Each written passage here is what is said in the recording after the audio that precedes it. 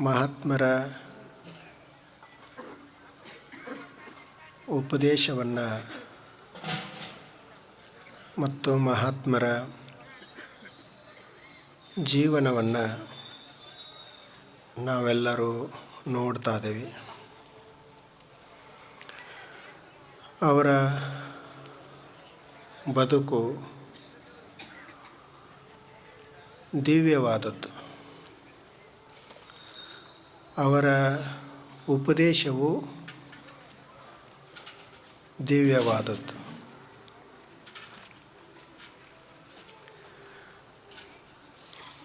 ಅವರ ಅನುಭವ ನಮ್ಮ ಬದುಕನ್ನು ಶ್ರೀಮಂತಗೊಳಿಸುವಂಥ ಮತ್ತು ನಮ್ಮ ಬದುಕಿನ ಸಿರಿಯನ್ನು ಹೆಚ್ಚಿಸುವಂಥ ಕಾರ್ಯವನ್ನು ಮಾಡ್ತದೆ.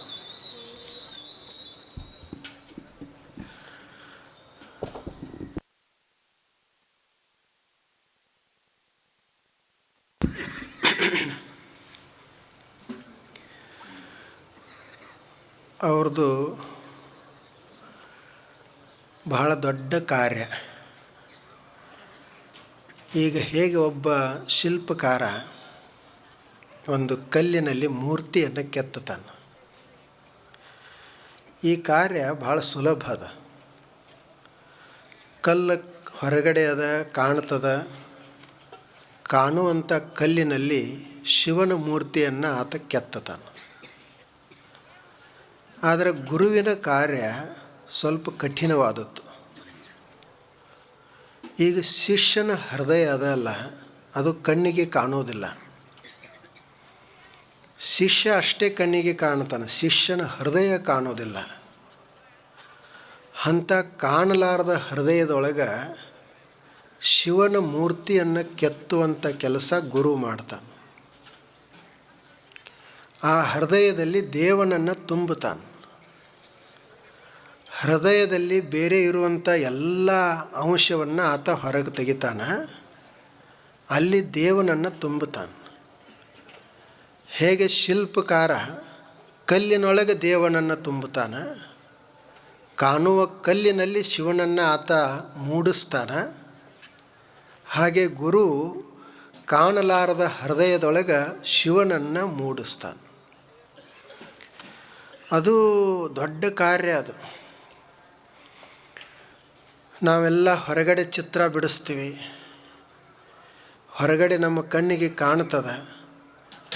ಆದರೆ ಒಳಗಡೆ ಹೃದಯದಲ್ಲಿ ಚಿತ್ರ ಬಿಡಿಸ್ಬೇಕಲ್ಲ. ಹೃದಯದಲ್ಲಿ ದೇವನ ಚಿತ್ರ ಮೂಡಬೇಕು. ಹೃದಯದಲ್ಲಿ ಆತ ಒಂದು ಸುಂದರ ಚಿತ್ರವನ್ನು ಬಿಡಿಸ್ತಾನೆ. ಆ ಕಾರ್ಯವನ್ನು ಗುರುಗಳು, ಅನುಭಾವಿಗಳು ಮಾಡ್ತಾರೆ. ಅವರು ಸಾಮಾನ್ಯರಲ್ಲ. ನಾವು ಈ ವಿಷಯಗಳನ್ನು ಅನುಭವಿಸುವವರು. ಅವರು ನಿರ್ವಿಷಯದಲ್ಲಿ ಆನಂದವನ್ನು ಪಡುವವರು. ನೋಡ್ರಿ, ಅದಕ್ಕೆ ಸ್ವಲ್ಪ ಸಾಧನೆ ಬೇಕಾಗ್ತದೆ. ಈಗ ಇಲ್ಲಿ ಕಾಣುವಂಥ ಹೂಗಳನ್ನು ನಾನು ಅನುಭವಿಸ್ತೀನಿ, ಅವು ಕಣ್ಣಿಗೆ ಕಾಣ್ತಾವ ಮತ್ತು ನಾನು ನೋಡ್ತೀನಿ, ಇದನ್ನು ನೋಡಿ ಅನುಭವಿಸ್ತೀವಿ. ಇದು ಸರಳ ಅದ. ನಮ್ಮದು ವಿಷಯಾನಂದ. ಅವರಿಗೆ ಅಲ್ಲಿ ವಿಷಯಗಳನ್ನೇ ಇಲ್ಲ, ನಿರ್ವಿಷಯಾನಂದ. ಅದರಲ್ಲಿ ಆನಂದ ಪಡುವವರು ಅವರು. ಅವರಿಗೆ ವಿಷಯಗಳು ಬೇಕಂತಲೇ ಇಲ್ಲ. ಹೇಗೆ ಒಬ್ಬ ಮನುಷ್ಯ ನಿದ್ರೆಯಲ್ಲಿ ಆನಂದವನ್ನು ಪಡ್ತಾನೆ, ಅಲ್ಲಿ ಆತೆಯನ್ನು ನೋಡುವುದಿಲ್ಲ, ಕೇಳುವುದಿಲ್ಲ, ಮುಟ್ಟುವುದಿಲ್ಲ, ಮೂಸಿಸುವುದಿಲ್ಲ, ಏನೂ ಮಾಡುವುದಿಲ್ಲ, ಸುಮ್ಮನೆ ಮಲಗಿರ್ತಾನೆ, ಆದರೂ ಆನಂದ ಇರ್ತದೆ. ಹಾಗೆ ಜ್ಞಾನವನ್ನು, ಸತ್ಯವನ್ನು ಪಡೆದಂಥ ಅನುಭಾವಿಗಳು ಅವರು ಸುಮ್ಮನೆ ಇರ್ತಾರೆ, ಅದರ ಆನಂದ ಇರ್ತದೆ. ಯಾಕೆಂದರೆ ಅದು ನಿರ್ವಿಷಯಾನಂದ. ನಮ್ಮ ಆನಂದ ಇದು ಹೊರಗಿನ ಆನಂದ. ವಸ್ತುಗಳನ್ನು ಅವಲಂಬಿಸಿರುವಂಥ ಆನಂದ ಹೆಚ್ಚು ಕಡಿಮೆ ಆಗ್ತಾ ಇರ್ತದೆ. ಇವು ವಸ್ತುಗಳು ಸ್ವಲ್ಪ ಹೆಚ್ಚಾದವು ಅಂದರೆ ಹೆಚ್ಚು ಸಂತೋಷ ಪಡ್ತೀವಿ, ವಸ್ತುಗಳು ಕಡಿಮೆ ಆದವು ಅಂದರೆ ಸ್ವಲ್ಪ ದುಃಖ ಆಗ್ತದೆ. ಯಾಕೆಂದರೆ ಈ ನಮ್ಮ ಸಂತೋಷ ವಸ್ತುಗಳನ್ನು ಅವಲಂಬಿಸೋದು. ಆದರೆ ಅವ್ರದ್ದು ವಸ್ತುಗಳನ್ನು ಅವಲಂಬಿಸಿಲ್ಲ, ಅದು ನಿರ್ವಿಷಯ, ನಿರ್ವಿಷಯದಲ್ಲೇ ಆನಂದವನ್ನು ಪಡುವವರು.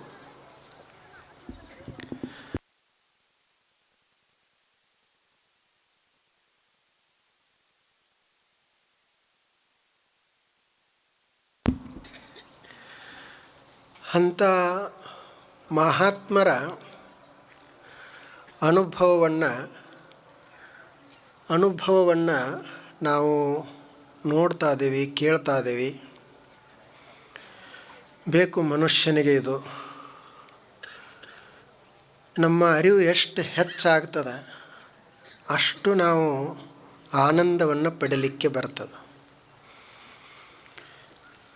ನಾವು ಈಗ ಕಷ್ಟಪಡ್ತಾ ಇರುವುದು ಆ ಅರಿವಿನ ಕೊರತೆ ಇರೋದರಿಂದನೇ. ನೋಡ್ರಿ, ಈಗ ಮನುಷ್ಯ ಇರ್ತಾನೆ, ಅವ ತಲೆ ಮೇಲೆ ಒಂದು 10 ಕಿಲೋ ಭಾರವನ್ನು ಹೊತ್ತುಕೊಂಡಂತ ಇಟ್ಟುಕೊಡ್ರಿ,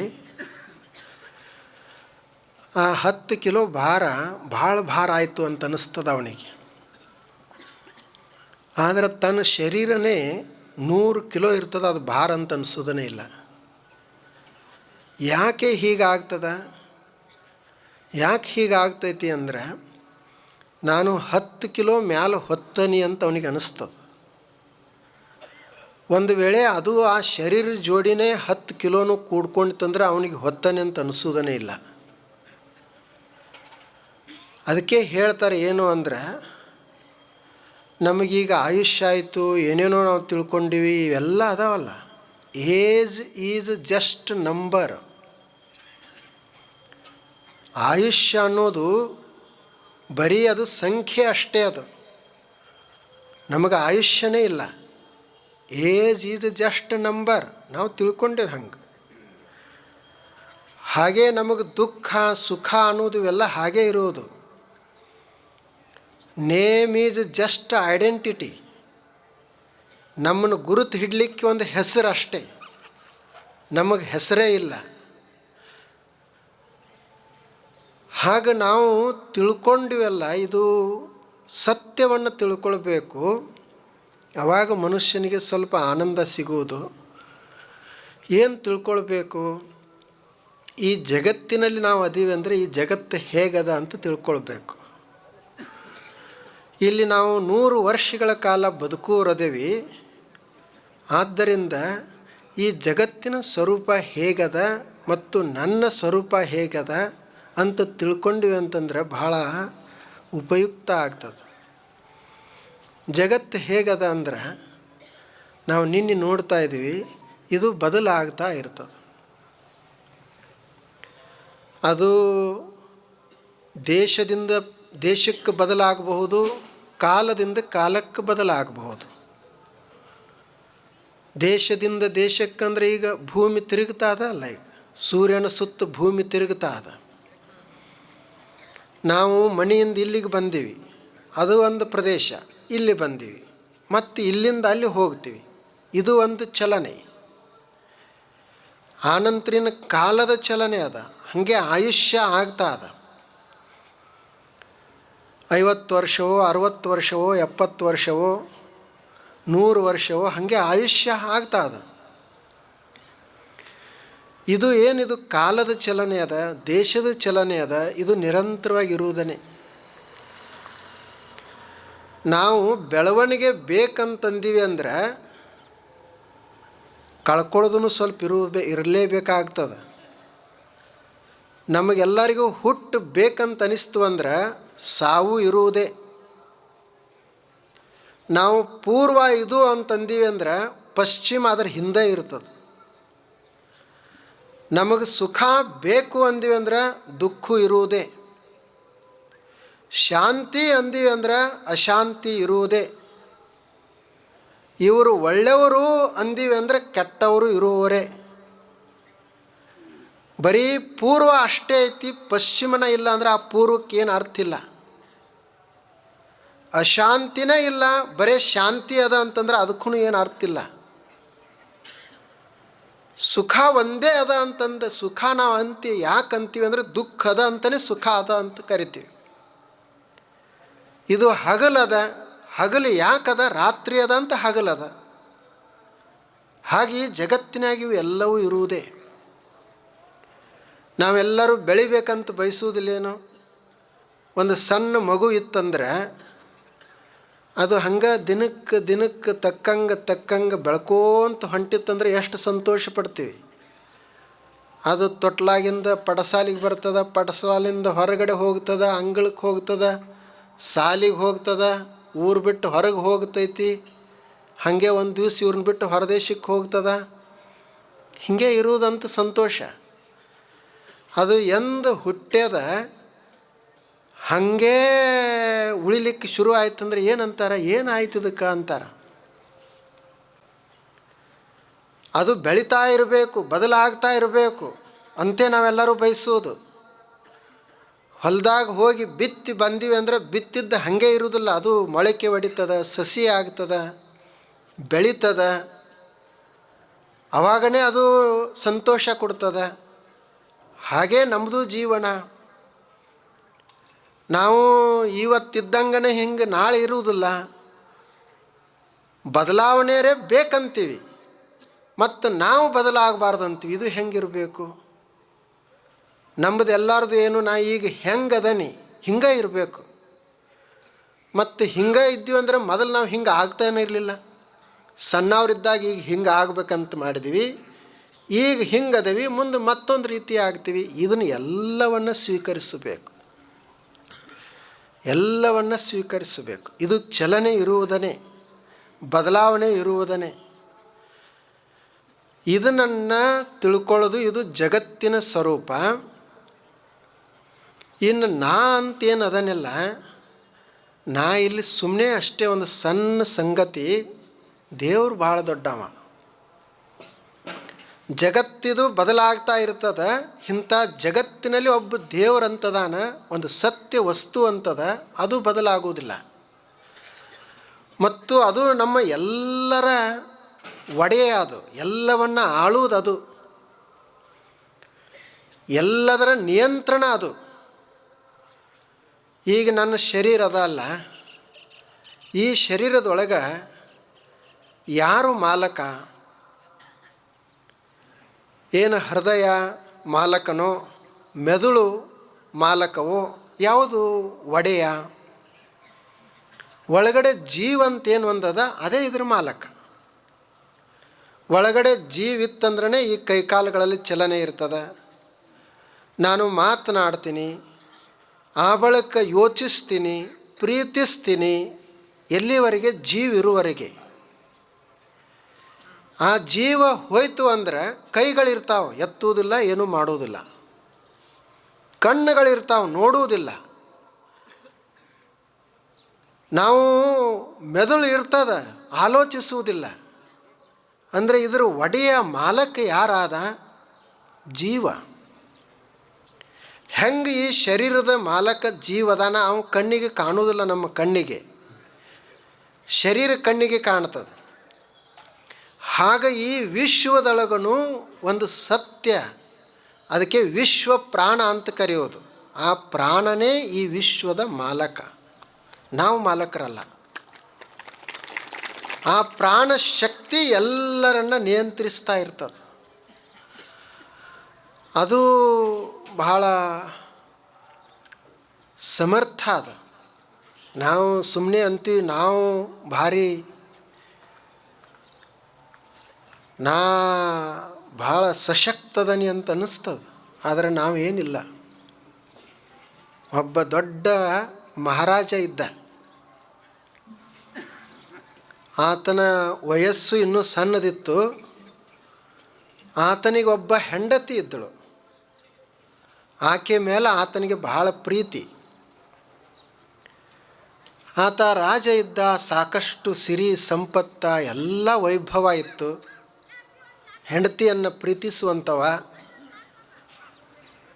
ಮುಂದೆ ಒಂದು ಸಲ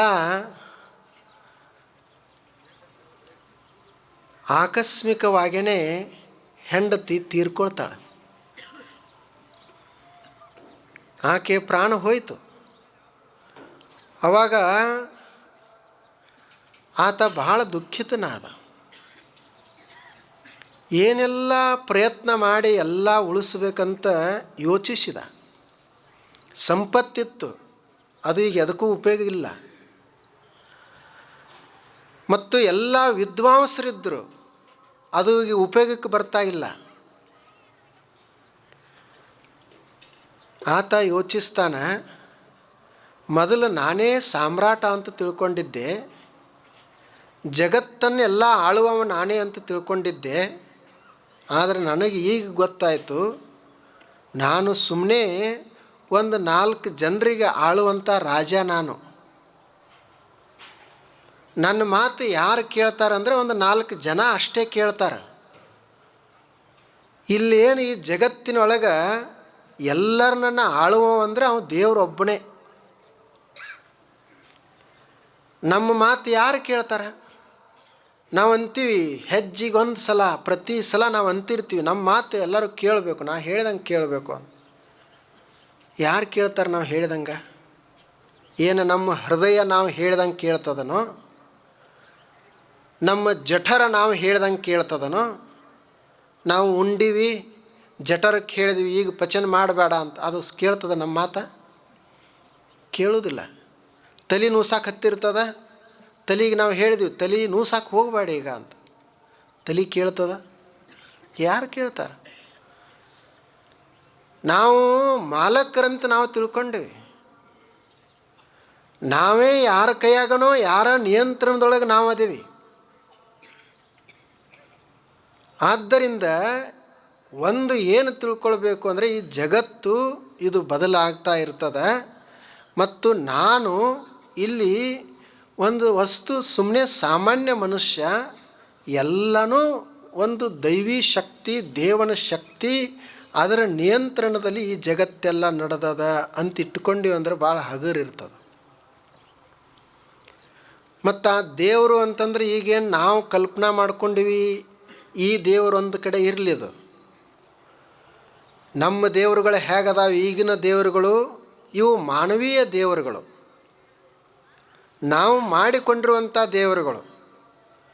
ನಮ್ಮ ದೇವ್ರೂ ಬಾಲಕರಿರ್ತಾರೆ, ಅವ್ರಿಗೂ ತಾರುಣ್ಯ ಬರ್ತದೆ, ಅವ್ರಿಗೂ ಮುಪ್ಪು ಬರ್ತೈತಿ.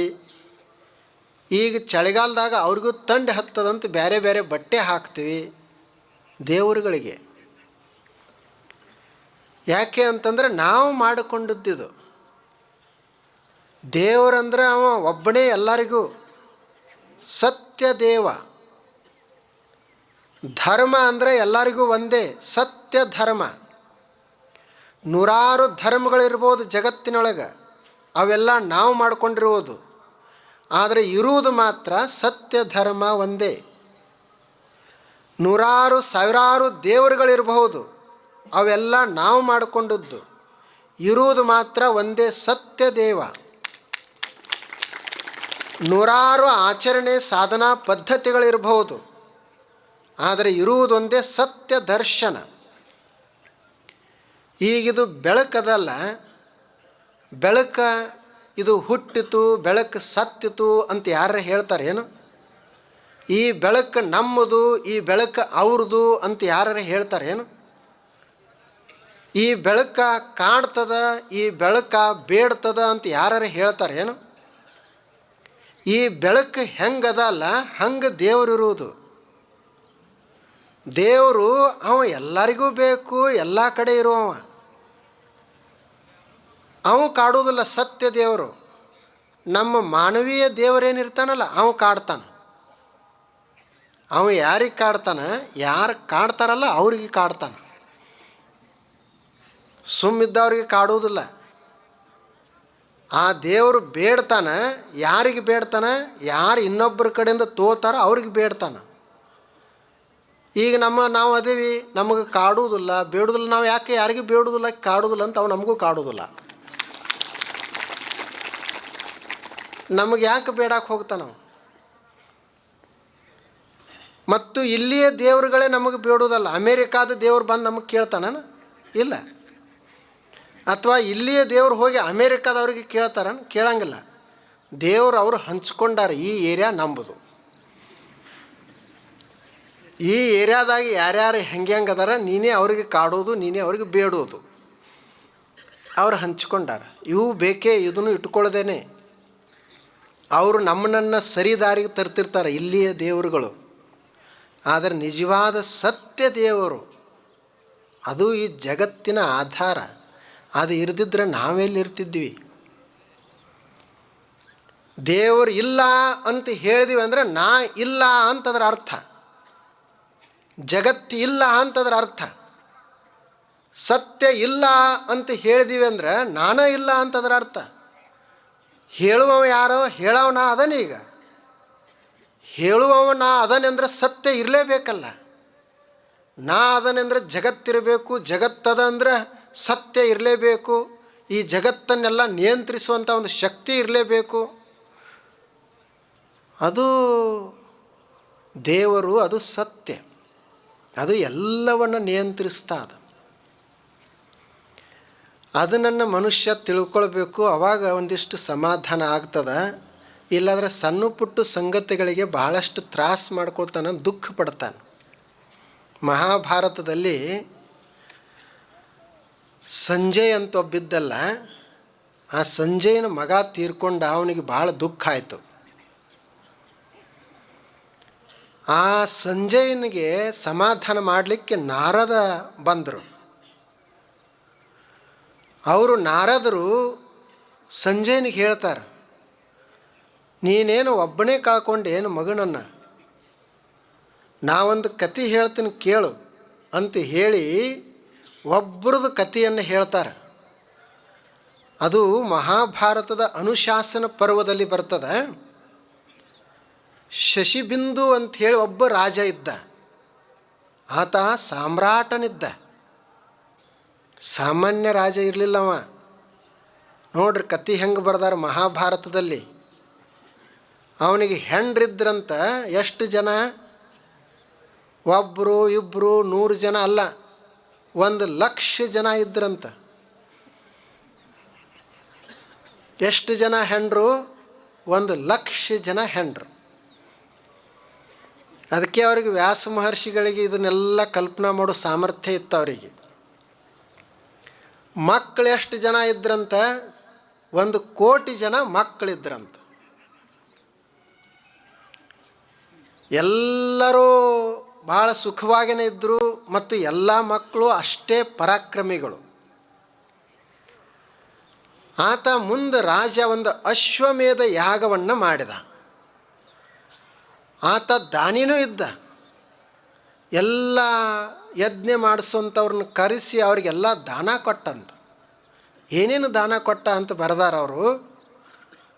ಒಬ್ಬೊಬ್ಬರಿಗೆ ಬಂಗಾರದ 100 ರಥ, 100 ರಥ ಒಬ್ಬರಿಗೆ, 100 ಆನೆಗಳು, 100 ಕುದುರೆಗಳು, 1000 ಆಕಳುಗಳು, ಮತ್ತು ಅವರ ಸೇವಾ ಮಾಡಲಿಕ್ಕೆ ಅವನೇ ಒಬ್ಬೊಬ್ಬರನ್ನ ಮಕ್ಕಳನ್ನು ಕಳಿಸಿಕೊಟ್ಟಂತ.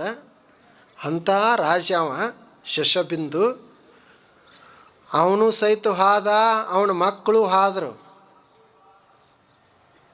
ಅಂಥವ್ರದೇ ಹಂಗಾಗೈತಿ.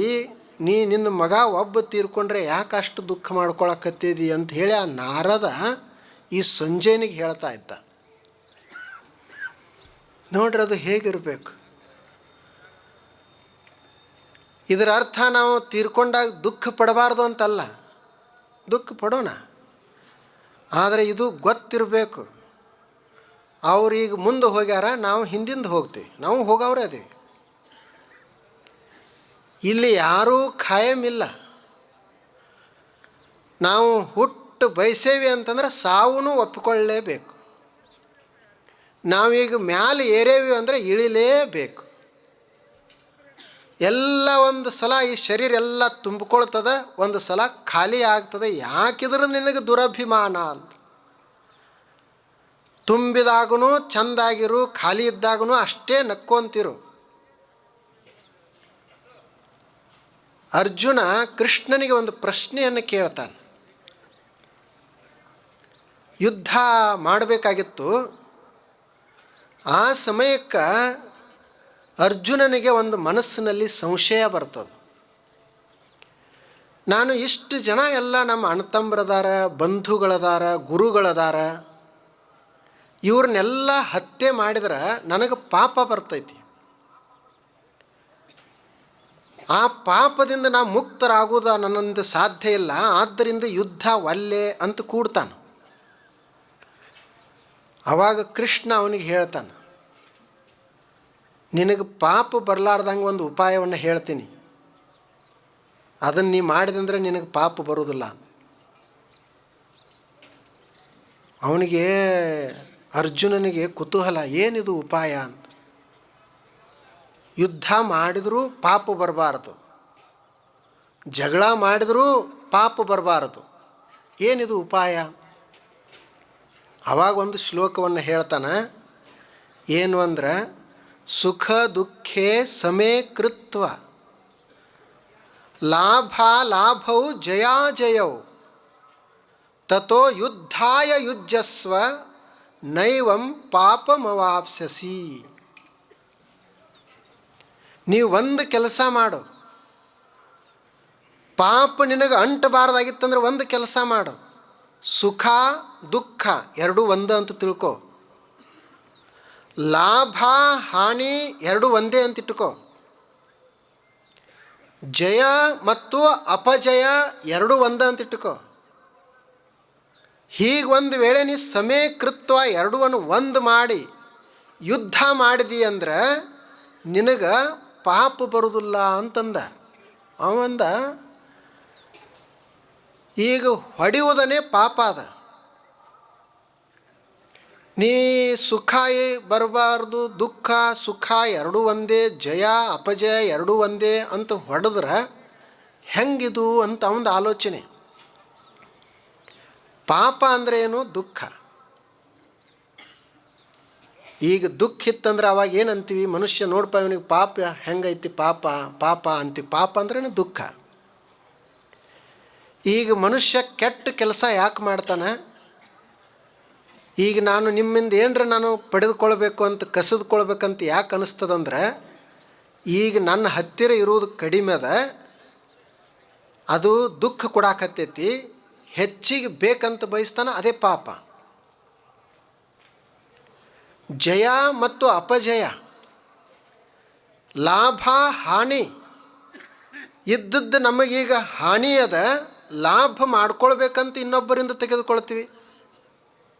ಸುಳ್ಳು ಯಾಕೆ ಹೇಳ್ತೀವಿ? ಹೆಚ್ಚಿಗೆ ಬೇಕಾದಕ್ಕಾಗಿಯೇ ಸುಳ್ಳು ಹೇಳ್ತೀವಿ. ಮೋಸ ಯಾಕೆ ಮಾಡ್ತೀವಿ? ಇನ್ನೂ ಹೆಚ್ಚಿಗೆ ಬೇಕಂತಲೇ ಮೋಸ ಮಾಡ್ತೀವಿ. ಅಂದರೆ ಲಾಭದ ಚಿಂತೆ ಅದು ನಮಗೆ. ಮತ್ತು ಎಲ್ಲರೇ ಹಾನಿ ಆಗಿತ್ತಂತ ಭಯ ಅದ. ಯಾವ ಮನುಷ್ಯ ಲಾಭ ಹಾನಿ ಎರಡೂ ಒಂದೇ ಮಾಡಿರ್ತಾನೆ ಅವನಿಗೆ ದುಃಖ ಆಗುವುದಿಲ್ಲ, ಅಂದರೆ ಅವನಿಗೆ ಪಾಪ ಅಂಟುಕೊಳ್ಳುವುದಿಲ್ಲ ಅಂತ ಅವ್ರು ಹೇಳಿದರು.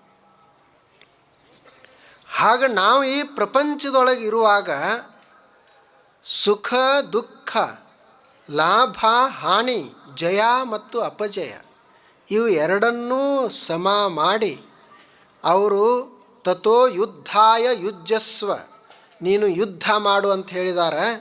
ನಾವು ಜೀವನ ಮಾಡೋದು, ಯುದ್ಧ ಅಲ್ಲ, ಜೀವನ ಮಾಡೋದು. ಸುಖ ದುಃಖೇ ಸಮೇ ಕೃತ್ವ ಲಾಭ ಲಾಭೌ ಜಯಾಜಯೌ ತಥೋ ಯುದ್ಧಾಯ ಯುಜ್ಯಸ್ವ ನೈವಂ ಪಾಪಮವಾಪ್ಸ್ಯಸಿ. ನೋಡ್ರಿ ಅವ್ರದ್ದು ಹೇಗಿರಬೇಕು. ಬಹಳ ಸುಂದರವಾದ ಮಾತನ್ನು ಹೇಳಿದರು. ಹಾಗೆ ನಾವು ಇದನ್ನು ತಿಳ್ಕೊಂಡಿವಿ ಅಂತಂದ್ರೆ ನಾವು ಪಾಪದಿಂದ ಮುಕ್ತರಾಗಲಿಕ್ಕೆ ಬರ್ತದೆ. ಇಲ್ಲಾಂದರೆ ಮನುಷ್ಯ ಬಹಳಷ್ಟು ಕಷ್ಟಪಡಬೇಕಾಗ್ತದೆ, ಬಹಳಷ್ಟು ಆತ ನೋವನ್ನು ಅನುಭವಿಸಬೇಕಾಗ್ತದೆ. ಮೊದಲನೇದೇನು? ಈ ಜಗತ್ತ ಇದು ಇದ್ದಂಗನೇ ಇರುವುದಿಲ್ಲ. ಎರಡನೇದೇನು, ನಾನು ಈ ಜಗತ್ತಿನಲ್ಲಿ ಒಂದು ಸುಮ್ಮನೆ ಸಣ್ಣ ಒಂದು ಕಣ, ಎಲ್ಲವನ್ನು ನಿಯಂತ್ರಿಸುವವ ದೇವನೇ. ಮತ್ತು ಅದರ ಅರ್ಥ ಎಲ್ಲ ದೇವನೇ ನಿಯಂತ್ರಿಸ್ತಾನೆ ಅಂತ ನಮ್ಮ ಕೈ ಒಳಗೆ ಏನೂ ಜವಾಬ್ದಾರಿ ಇಲ್ಲ ಅಂತ ಹಿಂಗಲ್ಲ. ನಮಗೂ ಕರ್ತವ್ಯಗಳದಾವೆ ಸ್ವಲ್ಪ ಸ್ವಲ್ಪ, ನಾವು ಅವುಗಳನ್ನು ಅಷ್ಟು ಮಾಡೋದು. ಆದರೆ ಎಲ್ಲವನ್ನು ನಿಯಂತ್ರಿಸಲಿಕ್ಕೆ ಆಗಂಗಿಲ್ಲ. ನಾವು ಸುಮ್ಮನೆ ನಮಗೆ ಎಷ್ಟು ಆಗ್ತದೆ ಅಷ್ಟು ಮಾಡಿದೆ ಅಂದರೆ ಏನೂ ತ್ರಾಸಿಲ್ಲ. ಆದರೆ ನಮಗೆ ಆಗಲಾರ್ದನ್ನು ಎಲ್ಲ ಮಾಡಲಿಕ್ಕೆ ಹೋಗ್ಬೇಕಂತ ನಾವೇನು ತಲೆಯಾಗ ಹಾಕೋತೀವಿ, ಅದರಿಂದ ತ್ರಾಸು, ಅದರಿಂದ ತೊಂದರೆ ಅದು. ನೋಡ್ರಿ, ಇವತ್ತು ಎಷ್ಟು ಹೋರಾಟ ಅದ, ಎಷ್ಟು ಟೆನ್ಷನ್ ಅದ ಮನುಷ್ಯನಿಗೆ. ಅದು ಈಗೇನಿದು ವ್ಯಸನ ಮಾಡ್ತಾರಲ್ಲ, ಬೀಡಿ ಸಿಗರೇಟು ಸೇದುವುದು, ತಂಬಾಕು ತಿನ್ನುವುದು, ಇಂಥವೆಲ್ಲ ಕುಡಿಯುವುದು ವ್ಯಸನ ಅದಾವಲ್ಲ. ಆ ವ್ಯಸನ ಈಗ ಬೀಡಿ ಸಿಗರೇಟ್ ಸೇದಿದ್ರಂದ್ರೆ ಅವು ಬರೀ ಪುಪ್ಪುಸ್ಗಳನ್ನ ಅಷ್ಟೇ ಹಾನಿ ಕಳಿಸ್ತಾವೆ. ಆನಂತರ ತಂಬಾಕ ಇಂಥದ್ದು ತಿಂದ್ರೆ ಜಠರ್ ಹಾಳಾಗ್ತದೆ, ಕುಡಿದ್ರೆ ಲಿವರ್ ಕೆಡ್ತದೆ, ಲಿವರ್ ಅಷ್ಟೇ ಕೆಡ್ತದೆ. ಆದರೆ ಇದೇನೊಂದು ಚಿಂತೆ ಅದ, ಸ್ಟ್ರೆಸ್ ಅದ, ಮತ್ತು ಖಿನ್ನನಾಗ್ತಾನೆ ಮನುಷ್ಯ, ಒತ್ತಡ ತೆಗೆದುಕೊಳ್ತಾನೆ, ಇದಲ್ಲ.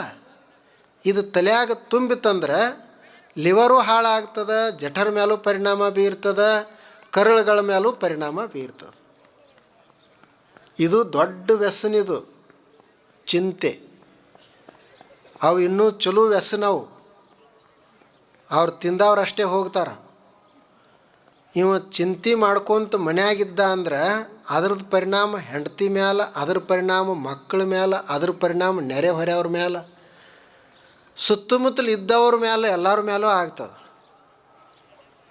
ಅದಕ್ಕೆ ಇದು ಯಾವಾಗ ಆಗ್ತದೆ, ತಲೆಯೊಳಗಿಂದ ಹೋದಾಗನೇಲ್ಲ, ತಲೆಯಾಗಿನ ಭ್ರಮ ಹೋದಾಗನೇ ನಾವು ನಿಶ್ಚಿಂತ ಆಗೋದು. ಕಿಸ್ಯಾಗ ಏನದ, ಮೈಯಾಗ ಏನದ ಅಂತಿದು ಅಲ್ಲ. ಭ್ರಮೆ ಇರುವುದು ತಲೆ ಒಳಗದ. ತಲೆ ಒಳಗೆ ಏನೇನೋ ತುಂಬಿಕೊಂಡೇವಿ. ಆ ತಲೆ ಯಾವಾಗ ಶುದ್ಧ ಆಗ್ತದೆ, ಅದರೊಳಗೆ ಯಾವಾಗ ಸತ್ಯದ ಜ್ಞಾನ ತುಂಬುತ್ತದೆ, ಆವಾಗ ಆ ಮನುಷ್ಯ ನಿಶ್ಚಿಂತನಾಗ್ತಾನೆ. ಅದ್ರ ಚಿಂತೆ ದೂರ ಆಗ್ತದೆ. ಚಿಂತೆಯನ್ನು ಕಳೀಲಿಕ್ಕೆ ಇದು ಒಂದು ದೊಡ್ಡ ಉಪಾಯ ಅದು. ಇದು ತಿಳ್ಕೊಳ್ಬೇಕು. ನಾವು ಬರೀ ನಿಮಿತ್ತ ಮಾತ್ರ ಅಷ್ಟೆ. ನಾವೀಗ ಸಮುದ್ರದಲ್ಲಿ ಹೊರಟಿರ್ತೀವಿ, ನೌಕೆಯೊಳಗೆ, ನಾವದೊಳಗೆ ಕುಳಿತುಕೊಂಡ ನಾವು ಹುಟ್ಟು ಹಾಕ್ತಾ ಇರ್ತೀವಿ. ಹೆಂಗೆ ಹುಟ್ಟು ಹಾಕ್ತೀವಿ, ಅದು ತೆರೆಗಳು ಹೇಗದಾವ ನೋಡ್ಕೊಂಡು ಅದರ ಪ್ರಕಾರವಾಗಿ ಸಾಗ್ತಾನೆ ಮನುಷ್ಯ. ನಾ ಭಾರಿ ಅದನಿ, ಅದು ಎಂಥ ತೆರೆ ಬರ್ತದೆ ಬರಲಿ, ನಾನು ಹಾಗೆ ಹೋಗ್ತೀನಿ ಏನಂತಾನೇನು ಅನ್ನೋದಿಲ್ಲ. ಅದು ನೋಡ್ಕೊಳ್ತಾನೆ. ನಮ್ಮದು ಹುಟ್ಟು ಹಾಕೋ ಕೆಲಸ, ಕರ್ತವ್ಯ ಅಷ್ಟೇ. ಅಲ್ಲಿ ತೆರೆಗಳು ಬರೋದು, ಗಾಳಿಗಳು ಬರೋದು, ಅದು ಸಮುದ್ರಕ್ಕೆ ಬಿಟ್ಟದ್ದು. ಹಾಗೆ ಈ ಪ್ರಪಂಚದೊಳಗೆ ಏನೇನೋ ಗಾಳಿಗಳು ಹೇಳ್ತಾವ, ಎಂತಿಂಥವೋ ತೆರೆಗಳು ಬರ್ತಾವ. ನಮ್ಮ ಇವೆಲ್ಲ ಒಂದೊಂದು ನೌಕೆಗಳು. ನಾವು ನೋಡ್ಕೊಂಡು ಹೋದೀವಿ ಅಂತಂದ್ರೆ ಬಹಳ ಅಪಾಯ ಇಲ್ಲ. ಇದನ್ನು ಅರಿತುಕೊಳ್ಳಾರ್ದೆ ಹಾಗೇ ಹೋದೀವಿ ಅಂತಂದ್ರೆ ಬಹಳಷ್ಟು ತ್ರಾಸ, ಬಹಳಷ್ಟು ದುಃಖವನ್ನು ಅನುಭವಿಸಬೇಕಾಗ್ತದೆ. ಇದು ಒಂದು ಇವತ್ತು ಜಗತ್ತ, ಇದು ಬದಲಾಗುವಂಥದ್ದು. ಜಗತ್ತ ಅಂದರೆ ನಮ್ಮ ಕಣ್ಣಿಗೆ ಏನೇನು ಕಾಣ್ತದೆ ಅದೆಲ್ಲ. ದೇಹ ಇಟ್ಟುಕೊಳ್ಳೋದು, ಮನೆ ಇಟ್ಟುಕೊಳ್ಳೋದು, ಎಲ್ಲ ಇಟ್ಟುಕೊಳ್ಳೋದು, ಸ್ಥಿತಿ ಗತಿಗಳು ಎಲ್ಲನೂ ಹಾಗೆ. ಆನಂತರ ನಾ ಭಾರಿ ಅಂತೀವಲ್ಲ, ನಾನು ಭಾರತ ರತ್ನ ಅದನಂತಲೇ ಇಟ್ಟುಕೊಳ್ಳೋಣ. ಯಾರಿಗೆ ಭಾರತ ರತ್ನ? ಭಾರತೀಯರಿಗೆ ಕೆಲವು ಮಂದಿಗೆ ಅಷ್ಟೇ ನಾವು ಭಾರತ ರತ್ನ. ಇಲ್ಲೇನ್ರಿ ಜಗತ್ತಿಗೆ ಗೊತ್ತದೆ ಏನು ನಾವು ಭಾರತ ರತ್ನ ಅಂಥೇಳಿ? ಗಿಡಕ್ಕೆ ಹೋಗಿ ಕೇಳಿದೀವಿ ನಾವು ಭಾರತ ರತ್ನ, ಏನು ಭಾರತ ರತ್ನ ಅಂದ್ರೆ ಅಂತದ ಅದು. ಒಂದು ಪಕ್ಷಿಗೆ ಹೋಗಿ ಕೇಳಿದ್ರೆ ಏನು ನೀವು ಭಾರತ ರತ್ನ ಅಂದ್ರೆ ಏನಾಯಿತು? ಇಷ್ಟು ಜನರಿಗೆ ನಾನು ಪ್ರಸಾದ ಮಾಡಿಸಿರಬೇಕು. ನಾನು ಇಂಥದ್ದೊಂದು ದೊಡ್ಡ ಸಾಧನೆ ಮಾಡೇನಿ, 100 ಗ್ರಂಥಗಳನ್ನು ಬರೆದಿರಬೇಕು. ಯಾರು ಓದೋರು? ನೀನೇ ಓದಬೇಕಲ್ಲ. ನೀವೇ ಬರ್ಕೊಳ್ಳೋದು, ನೀವೇ ಓದೋದು. ಎಷ್ಟೋ ಮಂದಿ ಹಿಂದೆ ಬರೆದಿಟ್ಟು ಅವರು ಹಾದರು, ನೀವು ಹಾದ್ರಿ. ನಿಮಗೆ ಅವ್ರು ಪ್ರಶಸ್ತಿ ಕೊಡೋದು ಭಾಳ ಚಲೋ ಹಾಡ್ಯಾರ ಅಂಥೇಳಿ ಆ ಬಳಿಕ ಅವ್ರಿಗೆ ನೀವು ಕೊಡೋದು. ಅವು ಪಕ್ಷಿಗಳಂತಾವು, ನೀವು ಭಾಳ ಹುಷಾರು ಮಂದಿ, ಮನುಷ್ಯರಿಗೆ ಹೇಳ್ತಾವೆ ಅವು. ನಿಮಗೆ ನೀವೇ ಪ್ರಶಸ್ತಿ ಕೊಟ್ಟುಕೊಳ್ಳೋದು. ನೀವು ಒಂದು ಸಲ ಅವ್ರಿಗೆ ಭಾರತ ರತ್ನ ಅನ್ನೋದು, ಅವ್ರು ನಿಮಗೆ ಒಂದು ಸಲ ಭಾರತ ರತ್ನ ಅಂತಾರೆ, ನೀವೇ ಹೇಳ್ಕೊಂಡು ಹೋಗಿಬಿಡೋದು.